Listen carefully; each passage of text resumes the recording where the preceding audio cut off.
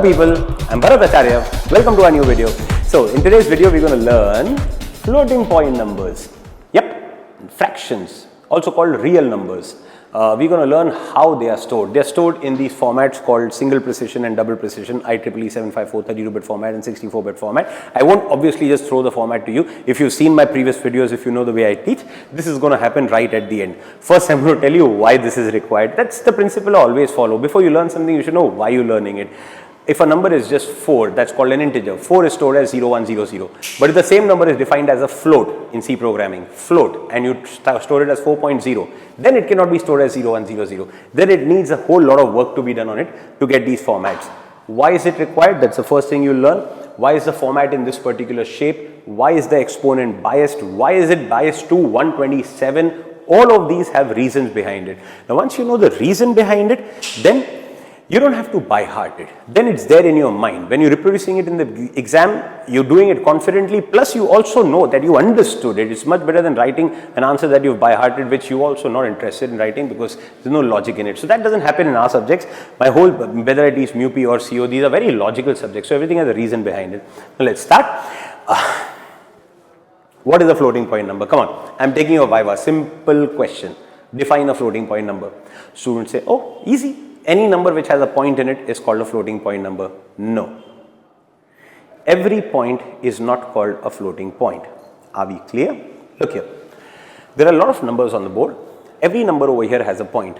As you can see, these also have a point. These also have a point. This is also any number is that number 0.0. So this is 649.0 basically. So all these numbers have a point. Are they all floating point numbers? No. All of them are not called floating point. Now look carefully. Look at these numbers and tell me. Are these floating point numbers? No. Are these floating point numbers? Yes. These are called floating point numbers. These are called fixed point numbers. Why are they called fixed point numbers? It is so obvious. The position of the point is fixed, hence the name fixed point. Floating point numbers are numbers where the point can float. Where the position of the point is not fixed, it can appear anywhere. So formal definition, any number where the position of the point is not fixed is called a floating point number. Are we clear? Now, students say, sir, what's the whole fuss about? What difference does it make to our lives whether the point is fixed or floating? You'll be amazed to hear what I'm going to tell you now. In a number like 2.5, suppose you done 5 divided by 2, your answer is 2.5. On the calculator screen, you can display 2.5. On paper, you can write 2.5. But unbelievable but true, that number 2.5 can never be stored as it is inside a computer. Why? 2 can be stored, 5 can be stored. 2 is 0010, 5 is 0101. How do you store a point? Inside a computer, everything is stored in registers. Registers are flip-flops. Flip-flops have zeros and ones. So you can store a 0 or a 1. You cannot store a dot inside a flip-flop. So what did you hear from this? All your life, you've taken calculators, multiplied, divided numbers, got fractional answers all the time. Unbelievable but true, in all of those sums or all of the examples that you've done, the point that you've got is never stored inside a calculator. When you see 3.5 on the screen, understand it's stored in some weird format. Why? Because a point cannot be stored. So if we cannot store the point, how do we deal with the point? That's where we're going to start with. First, I'll tell you how do we handle it in fixed point numbers, which is very easy. Then we go into floating point numbers, understand why do we have to do normalization of floating point numbers. Then we will derive this format and then we will take examples and solve it. That's the idea. That's what we're going to do in this video. Okay. So, like I said, these are called fixed point numbers because the position of the point is fixed. Now, what did I say? You cannot store a dot. So, when it comes to these numbers, fixed point numbers, instead of solving the problem, we simply avoid the problem. What was the problem? The dot. We avoid the dot. These numbers are stored as it is without the dot inside the computer. This number is stored as 732, this is stored as 649 and so on. How could we do it? Because we knew the position of the point. If the position of the point is fixed, even if you don't store it, we know where it is. While displaying the answer, we know where to put the point. Please tell me, did you understand the idea? Even if I want to do arithmetic on this, if I want to add these numbers, it would have made no difference whether there was a point or not. Add them, you will get some answer. I'm just writing some random answer. Of course, it doesn't have to be 2, x, you will get some answer. When inside the computer, the answer will be stored like this, whatever it is. When you're displaying it on the screen, it will be displayed as this point, this, because you knew the position of the point. Please tell me, did you understand? This is the trick used for fixed point numbers. What's the trick? ignore the point. So is there big science about it? No. That's why you never learn fixed point numbers. Now when it comes to floating point numbers, you can't do that. Can you simply ignore the points over here? No, because if you do that, the numbers will lose their meaning. So here you got to use some nice ideas. Tell me, we are on crossroads right now. Either we try to again ignore the point or we try to store the point. Which way do you want to proceed ahead? You tell me. Suppose you are the scientist inventing all this. Which way do you want to do your research? Trying to ignore the point or store the point? Exactly, ignore the point. How can you store the point? If you could store the point, then why would we have this whole issue in the first place? You cannot store a dot inside a flip-flop. So storing the point is out of the question. Again, we need to find out some method of ignoring this point. What do we do? Tell me, when it was a fixed point number, could we ignore the point? Yes. So the first thing you need to do is convert them from floating point to fixed point. That process is called normalization. Normalization of a floating point number means converting it from floating point to fixed point. So we need to normalize these numbers. Let's do it. 73.2 can be written as 7.32 into 10 raised to 1. Please tell me, did you understand? 10 raised to minus 1 or 1? Obviously 1, right? You're clear about that, right? 7.3 into 10 is 73. Come on. Yeah. So I have normalized this number as 7.32 into 10 raised to 1. Can I also normalize the same number as 0.732 into 10 raised to 2? No. Because if we could, then we would not even normalize. We'll say this itself is normalized. The idea of normalization is to make it a fixed point number. That means after normalization, the point has to be at a fixed place. So there is a rule for normalizing numbers. The point has to be after the first non-zero digit. There should be only one non-zero digit to the left of the point. Say this again, please. There should be only one non-zero digit to the left of the point. That means there is only one way of normalizing a number, that is this. Every number has a unique normalized form, because that's the whole point of normalization. Get the point to a fixed position. Okay. So this number can be normalized only in this way. Once again, what is the rule? There should be only one non-zero digit to the left of the point. Normalize this number. Come on, quickly. 6.49 into 10 raised to 2. This is 8.47 into 10 raised to minus 1. This is 5.63 into 10 raised to 0. Why 10 raised to 0? Because point is already at the correct place. So no need to normalize further. Now that we have normalized all the numbers, the point has come to a fixed place in all the numbers. So what is the advantage?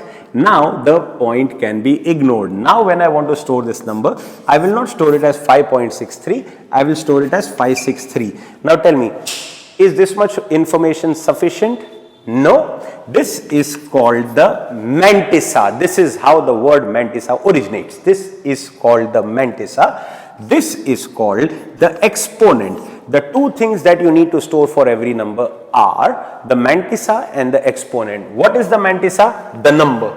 The number without the point is called the mantisa. Mantisa defines the digits of your number. Don't use the word magnitude. Mantisa is not magnitude. The magnitude of number is, this number is not 563. Mantisa is the digits of your number. It just represents what your number is. So this is your mantisa. What does the exponent tell you? Power? Nah, who cares about power? Exponent tells you the position of the point. Remember, what is a floating point number? A number where the position of the point is not fixed. We cannot store the point, but we can store its position as a number. We can store numbers inside a processor. Are you clear? So we are not storing the point, but we are storing its position with respect to the reference position. Now, this number's exponent is 0, which means the point is exactly where it is supposed to be. This number's exponent is minus 1, which means the point is actually one position to the left. Do you understand this? This number's exponent is 2. That means the point is actually 2 positions to the right with respect to the reference position. This is 1, so point is 1 position to the right. Please tell me, did you understand this? So mantisa tells you what is your number, exponent tells you the position of the point. This is how you have exponent and mantisa. Tell me, is the concept of exponent and mantisa clear? Now, just so that you could understand the concept, I have done this in decimal, because decimal is always easier to grasp because we are used to it since childhood.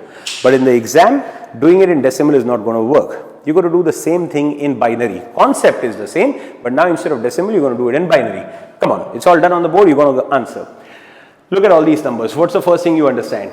They are fixed point or floating point. They are floating point. The point can appear anywhere in these numbers. So what is the first thing you need to do? Normalize. Normalize them into fixed point numbers. Come on, normalize it. How do you normalize this number? Will it be 0 point or 1 point? Come on, it will be 1 point. What did I say? There should be only one non-zero digit to the left of the point. Are you all understanding this? So this 0 is immaterial. This is basically the non-zero digit. So it can't be 0 point. It will be 1.01001. 1, 2, 2 positions. So multiplied by what raised to 2? 2 raised to 2. Why 2 raised to 2? Binary. In binary the base is 2. Like for example, in binary this is 1. In every system this is 1. In binary this number is 2. In binary this number is 4. This number is 8. What are you understanding? Every time you move the point, you are multiplying the number by 2. So when I say multiply by 2 twice, which means move the point twice. When you move the point twice, you will get this number. This number is this number multiplied by 2 twice. That means move the point twice, you get back this number. Are you clear? The idea is binary base 2. Every digit's base is 2 instead of 10. Now,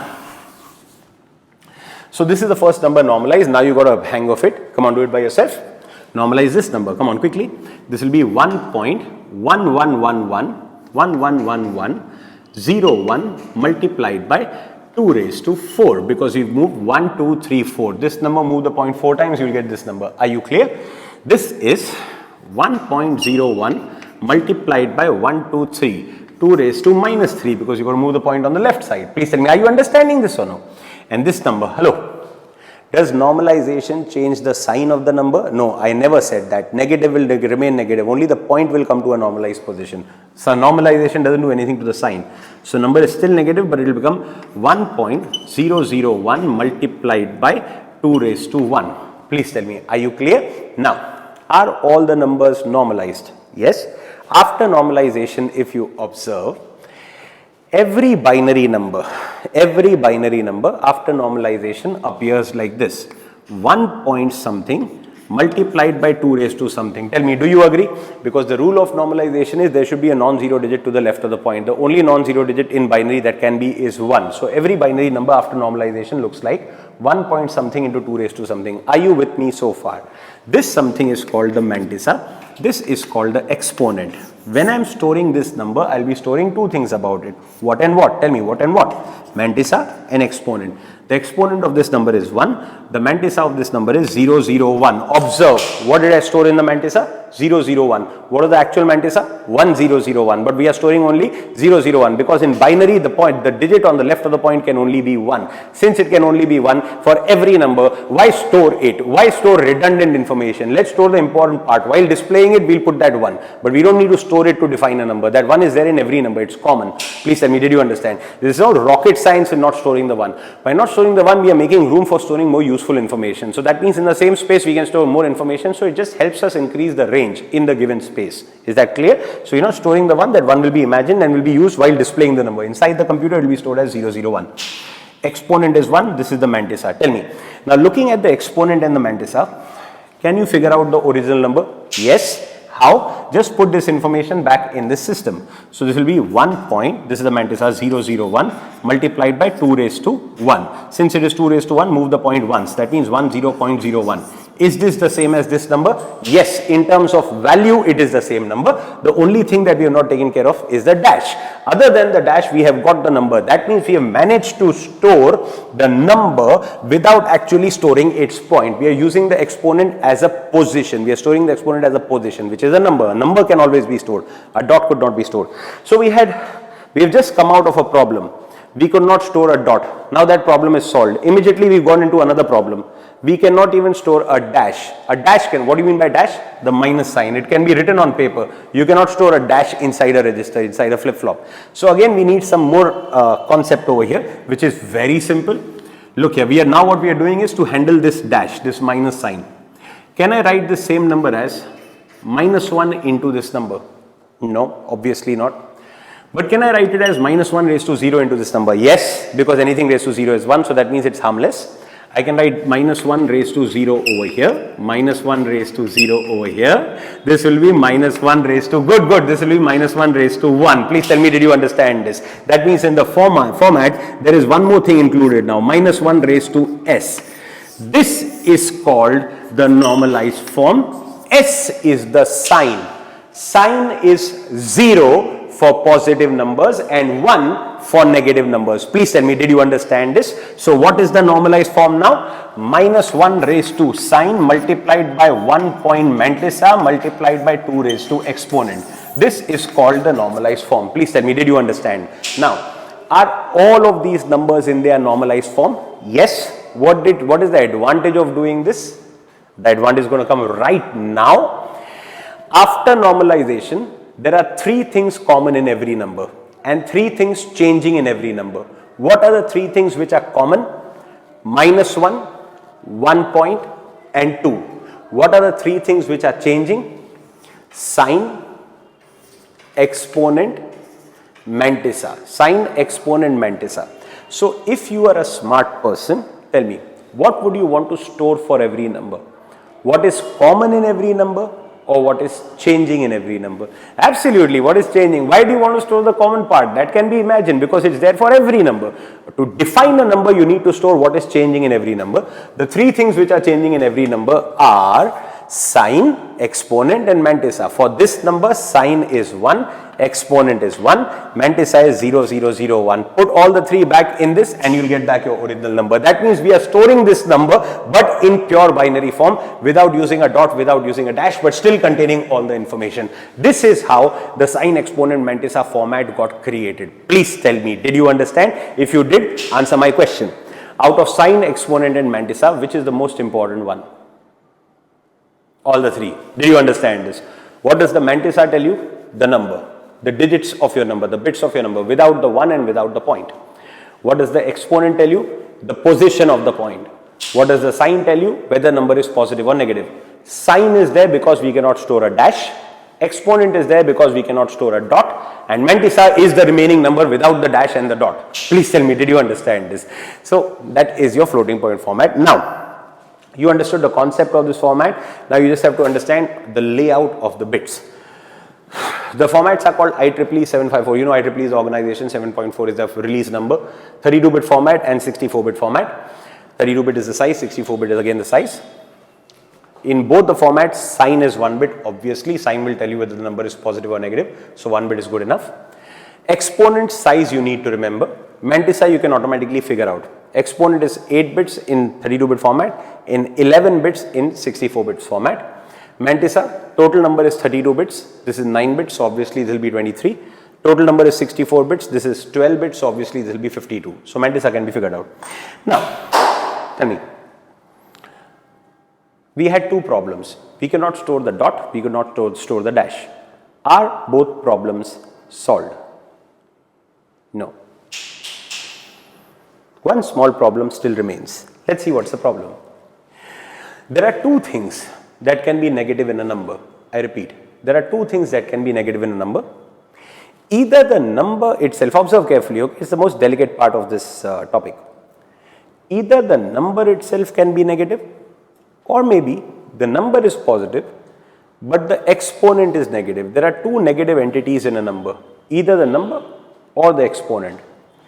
We have one sign bit. What does this sign bit tell us about? Whose sign? The number. That means we don't have any sign bit for the exponent. We don't have any bit to tell the sign of the exponent. Student says, so what's the big deal? Have 2 sign bits, S1 and S2, job done? No. If we do that, what happens is every operation becomes slow. Students don't understand how this becomes slow. Look here. When you want to add 2 floating point numbers, look here, I'll make it simple for you. 4 into 10 raised to 3 plus 2 into 10 raised to 3. 4 and 2 are the mantissas, 3 and 3 are the exponents. I'm just doing it in decimal system because life is easier in decimal, but the concept is the same. So decimal base 10, binary base 2, rest everything else is the same. 4.0 into 10 raised to 2 raised to 3. You understand my point, right? It's the same thing, mantissas, exponents. I'm just doing it in decimal to make the point instantly clear to you.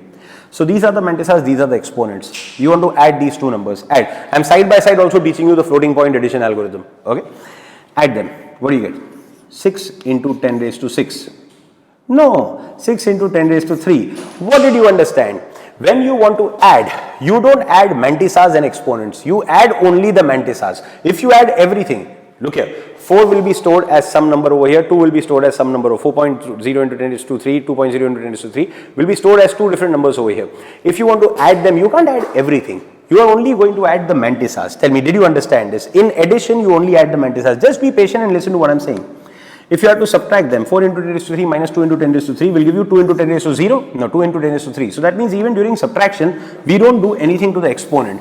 Addition and subtraction work only on the mantissa. Tell me, are you so far clear? 4 into 10 raised to 3 plus 2 into 10 raised to 4. Now answer this. Can you add them directly? No. Why? Because the exponents are not equal. That means even in addition, though you add only the mantisas, before you get to that point, the first thing that you need to do is you have to compare exponents. Please tell me, did you understand this? The first thing you need to do is compare exponents. If they are equal, go ahead and add the mantisas. If they are not equal, shift the mantisas till the time exponents become equal. So that means this will become 20 into 10 raised to 3 and you can add, or this will become 0.4 into 10 raised to 4 and you can add. Either way, point is you need to shift the mantissa if the exponents are not equal. So the point I am trying to make over here, thank you for being patient and listening. The point that I am trying to make over here is, when you want to add two floating point numbers, addition happens on the mantissa, but before you reach that point, the first thing you need to do is compare exponents. Are you with me? Now, when you compare exponents, if all exponents are positive, listen to my words, I am coming to the conclusion. If all exponents are positive, you can directly compare them by their value. If some exponents are positive, some are negative, you not only have to look at their value, you also have to look at their sign. Compare 4 and 2, yeah, 4 is bigger. Compare minus 4 and 2, oh, 2 is bigger. That means if exponents are only positive, comparison is easier. Easier means faster. Just look at their magnitude and compare. If exponents can be positive as well as negative, oh, then you have to look at the magnitude also and you have to look at the sign also, which means you are making comparison of exponents slower if they can be positive and negative. Now, comparison of exponents is required in addition. So that means you're making addition slower. Yes, if you're a smart person and if you watch my previous videos, addition is the core of all arithmetic. If addition becomes slow by 1 step, multiplication becomes slow by 10 steps, x raised to y becomes slow by 100 steps. X raised to y requires multiple multiplications, multiplication requires multiple additions. Every addition requires you to check the value of the exponent for them to be equal. If they are always positive, you still have to check the exponents. Not that you are not going to compare exponents, but it becomes faster to compare exponents because they are always positive. If exponents can be positive and negative, you have to compare the exponent also, you have to look at their sign also, which will add an extra step in addition. That means 10 steps in multiplication, 100 steps in x raised to y and complex arithmetic. So moral of the story, you want to make comparison of exponents faster. Do we need to compare exponents? Yes, otherwise you cannot even do this addition. So first step you have to do is compare exponents, but you can't avoid comparing exponents, but you can at least be smart and make them faster. How? By ensuring that every exponent is positive. That means the exponent that you store over here is not the actual exponent that you see over here. This is called true exponent. Say it again. This is called true exponent, the actual exponent. This is called biased exponent. Biased exponent is true exponent plus a bias value. To the true exponent, you are going to add a bias. You are going to push it up further. Are you listening? Whom are you going to bias? Positive exponents or negative exponents? Both equally, so that relatively they are the same, but they are just pushed to a higher platform. This ensures that all negative exponents also become positive. So the exponent that comes in the format is always a positive number. So when you want to do addition, which is the core of every arithmetic, while comparing exponents, you just have to look at their face value. You don't have to check their sign. Please tell me, did you understand this? Student says, sir, you said. See, these are questions asked by students. Now I cannot see you, but I know the questions that go in the mind of the students, because I've been teaching this subject for so long. Student says, sir, you are saying biasing exponents will make all operations faster. Agreed, because we don't have to compare the sign of the exponent every time. But biasing the exponent also will take time, so you are making something faster by adding more time to it. No! How many times are you going to bias the exponent? A number is entered in the program once, but it is used in the program 100 times. By just putting that extra effort once of biasing the exponent, you have ensured that all the hundreds of operations that you will perform on this number will be faster. Please tell me, did you understand the idea?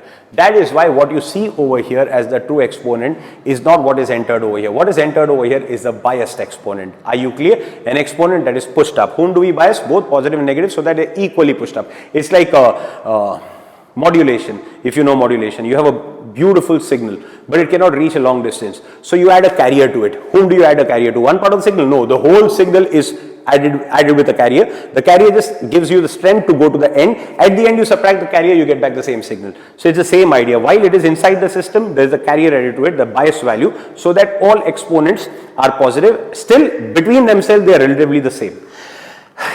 So that's the purpose of biasing. Everybody knows exponents are biased. If you pick up any book, it will tell you. Handful of students, 1% know why biasing is done. Did you understand why it is done? Now, if you understood this, you'll understand the next part. What should I take the bias value as? Should I take it as a big number or as a small number? Let's see. If I take the bias value as 2, let's say to every exponent we're going to add 2 and then store over here. Is that a good idea? No, stupid, because it is so small that it will only work up to -2. The purpose of biasing is to make negative exponents positive. If your bias value is 2, that means it will support -2. Yeah, -2 plus 2 is 0. But if your true exponent is -3, damn, you're gone. Because -3 even after biasing still remains negative. What's the point? Are you clear? So that means should the bias value be 2 or bigger? Bigger what? 3? No, then it will support only -3. Come on, let's not be stupid. 5, then it will support only -5. Let's take a big value. Come on. Let's say the bias value is 200. No, now it has become too big. What will happen? It will support a true exponent of -200. Okay, this is 0, these are positive, these are negative. It will support true exponent up to -200. That means any exponent which is true exponent which is up to -200 can be stored over here. So it is excellent for negative exponents, but it will fail for positive exponents. Why? After biasing, it has to be stored in 8 bits. After biasing, the value has to be stored in 8 bits. 8 bits can have a maximum value of 8 ones. 8 ones is 255. I repeat, 255. If your bias value alone is 200, that means your true exponent can only be 55, because anything more than 55 cannot be biased. After adding 200 to it, it will become too big to be stored over here. So if you have a bias value of 200, the range that you're supporting is on the negative side up to -200, but on the positive side only up to 55. Are you understanding what I'm saying? Is this fair? No. What is fair? Support equal number of positive and negative exponents. That means the bias value you take should be exactly half of the full range, half of 255. Half of 255 is 127.5. Obviously, you won't take a fraction again, because then again to that you will have to do sine exponent, mantisa, and this will keep going on. So the bias value is taken as 127. Why not 128? 127 is the biggest biggest value that can be supported on both sides of 0. If your bias value is 127, it can support true exponent of +127 and true exponent of -127. 127 plus 127, still 254, fits within 255. 127 minus 127, 0, still positive. If your bias value was 128, bias value that you take, it can't support +128, it will support -128. 128 plus 128 would have become 256, out of the range. So to support equal number of positive and negative exponents, the bias value is taken as 127. It's the highest value that can be supported on both sides of 0. Please tell me, did you understand? Again, handful of students know why the bias value is 127. Simply, if somebody asks you in VIVA, you're not going to give this whole story. Just tell the person half of the range. 255 is the maximum range, half of it 127, so that it supports equal number of positive and negative exponents. Are you clear? Similarly, if you understood this, then tell me, in double precision format, exponent size is bigger. Concept is the same, size is bigger. Here also we're going to store bias exponent. Here the bias value was 127. Here, will the bias value be 127? No, the bias value will be much bigger because the exponent is bigger. Again, the same idea, half of the full range. 2 raised to 11, that is 11 ones, is 2048, that means 0 to 2047. Half of 2047 is 1023.5, again removing the fraction part, 1023. Understand the reasons behind things. You will never have to by heart.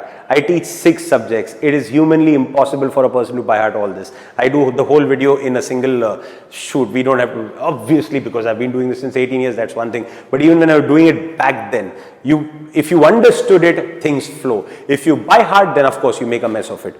Okay, so did you understand why the bias value is 120, 1023 and 127? Also, if you are really inclined in learning, I always use this word in my lectures. A student is a sponge. How much you want to absorb is in your hands. Okay? How deep you want to go. You want to go really deep, give me a call, I can take you to a very high level. But the point is, I have to control how much I talk in a lecture because it is for everybody. From the most brilliant student, everybody is smart, from the most academically smart student to the person who's struggling to even pass. The video has to satisfy all. So there is a point where I stop talking, which is necessary for you for the exam point of view and understanding the topic. But you can go, if you want, you can go really deep on this. A bias value of 1023, if you understand what this means, it blows your mind. What does this mean? Suppose I have a number 1.0, normalize this. This is 1.0 into 2 raised to 0, right? 1 into 1, 1, correct? Now suppose my number is 10.0. What is this? 2, correct? In binary form, 10 is 2. 10.0, when you normalize it, it becomes 1.0 into 2 raised to 1, correct? 1 into 2 is 2. You understand, right? This is binary, this is the normalized form. Suppose my number was 4. 4 means 100. That will be after normalization 1.0 into 2 raised to 2. What is 1.0 into 2 raised to 3? 1 followed by 3 zeros, 8. Simply speaking, 1 followed by 3 zeros. 1.0 into 2 raised to 4, 1 followed by 4 zeros. 1.0 into 2 raised to 1023, 1 followed by, yeah, now you got it. Now you got it. 1023 zeros. Can you even imagine how big this number is? Billions into billions into billions into billions. More than that. Are you understanding? That is the number supported by this format because it has a bias value of 1023. That means it supports a true exponent of up to 1023. Do you know what kind of magnitude you're working with? Students say, sir, how do you store such a big number in 64 bits? You're not storing the whole number. You're storing the exponent value. That's the whole idea of storing numbers in exponential form. Let me make you understand. Take a calculator. In your scientific calculator, when you go on multiplying numbers, they become bigger, bigger, bigger, bigger, bigger. After a point, they cannot fit on the screen. So you get something point something into 10 raised to something. That is your exponent. Now you're storing in exponential form. That can go up to 10 raised to 99. What do you mean by 10 raised to 99? Your actual number is a 99 digit number. But your calculator is not displaying all 99 digits. It's displaying the first 10 digits because in a 99 digit number, if the first 10 digits are right, the remaining digits become immaterial. That's the idea. This number is a 1023 bit number. The mantisa will hold only the first 52 bits. First 52 bits, if they are correct, the remaining part becomes immaterial. But the point is the value is still a value which is 2 raised to 1023. I'm not trying to sell this to you. Just trying to, I told you, I can take you to a very high level if you want to. But this is enough for you to understand. It's just that you're learning something so beautiful. So there is a professor in me that doesn't get controlled. So I just had to tell that to you. Anyway, it also supports, see, going out of control. It also supports 2 raised to minus 1023. What does that mean? 1.0. Okay, suppose my number is 0.1. Normalize this. This becomes 1.0 into 2 raised to minus 1. You understand? 0.01 is 1.0 into 2 raised to minus 2. What is 1.0 into 2 raised to minus 1023? 0.0000006. 1023rd position has a 1. Come on. Since childhood, we've taken 0.0001 also as 0. But in floating point format, if a number is so small, 0.0000000, 1023rd position also, if it has a 1, it is a value that can be worked on. Are you clear? That is how this format is so crazy. And don't think the world stops here. If you learn microprocessors, you learn 8087, you know there is extended precision, double extended precision. We just take it to another insane level. Anyway, I hope I made my point clear. For all day-to-day calculations, single precision is good enough. For scientific calculations, double precision. When you start losing your mind, you go into bigger formats. Anyway, so this is all you had to learn about these formats, the sine, exponent, mantissa. Now to wrap up the answer, and even in the exam, please take examples. Okay, when you take if I'm an examiner, I'm checking a paper and I see you've taken an example, that gives me a confirmation that you have understood, because you're not just faffing, you're not just by hearted and written, you know how to actually convert a number and store it over here. So you have a ordinary floating point number, you have normalized it, so you've done all your work, just store it in the format. That's it. Sine is 0. True exponent is 2. What comes over here is not the true exponent. What comes over here is the biased exponent. Bias value is 127. So 127 plus 2 is 129. Of course, in binary form, that you can just put it into calculator, it'll give you the answer, or I've taught you how to convert decimal to binary. So in binary form. And mantisa. What is the mantisa? Not 1. Okay, mantisa doesn't include the 1, remember. So it will be 0, 1, 0, 0, 1. Now observe, just one last point to be taught. These are how many bits? 5. Mantisa is supposed to be how many bits? 23. That means there are a lot of other bits over here which obviously are 0, no doubt. Where are those zeros? Where do you put those extra zeros? On the right or on the left? This is right, this is left. Where do you put those extra zeros? Come on, answer. Where do you put those extra zeros? Yes, on the right. Many people think on the left. No, my friend, this is mantisa. 1.01. This is mantisa. It is the same as 1.01000. It's not the same as 1.00001. The extra zeros will come on the right, not on the left. That's the reason why I did this, because I know this is a mistake people make in the exam. Come on, this number, for my sake, this number, show me this number in double precision and we are done with the lecture. Sine, come on over here, sine is 0, exponent minus 3, bias value is 1023, that means it is 1023 minus 3 is 1020 in binary form. Mantisa, the mantisa of this number is 01, so it is 01 followed by all zeros. Please tell me, did you understand this? That is floating point number representation. We've done the theory topic. The next video, whenever I get a chance, I'll make, it'll be floating point number conversions. You may get this as a theory question, or you may get it again as a numerical. They'll give you some number 14.5, converted into single precision format. What do you do first? Write 14.5 into